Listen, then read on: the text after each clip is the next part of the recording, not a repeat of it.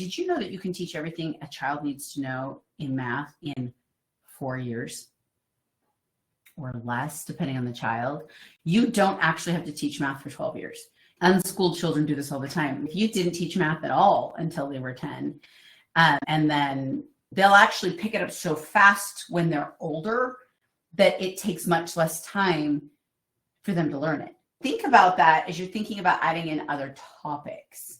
Like you're like, well, we got to do math every day. They're in kindergarten. You don't have to. You can. I mean, if that's what you want to do, but you can actually teach math in 4 years. So you can actually lighten up on subjects. I don't really like teaching history specifically to my younger children unless it's personal history, because they can't adapt it. They can't understand it. My kids before the age of 12, they're still trying to understand their city. We like to teach more about what is their personal history. How did mom and dad meet? What are their children? How their birth story, mom's and dad's meeting story, mom's and dad's birth story, grandma and grandpa, right? You start there and talk about what was going on in their lives and work backwards. But I found that my children under the age of 12 just don't grasp world history. And so much of it sounds so violent that I don't want to give them nightmares either. So we actually hold off on a lot of our history until they're teens, even 12, 10 or older.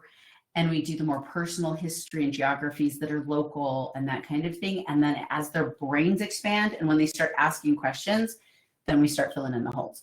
That's something, a way we teach history. I like to teach the survival skills. You teach them knife safety. They can learn how to build a fire from scratch. They can learn how to do a lot of like survival skills that tends to work better with their brains, and it tends to make more sense to them. So I like to focus on that in the younger years, is that survival skill stuff, camping skills. And then as they get older, move more into more depth of science and histories.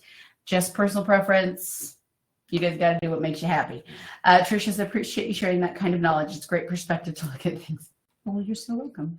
I'm glad you like it. I'm a big fan of focusing on real life skills, how to cook, how to clean, how to live off the land, how to count. Love hearing the knowledge you share as a seasoned homeschool mama. Oh, thank you, Andrea. I'm glad I could help. So glad.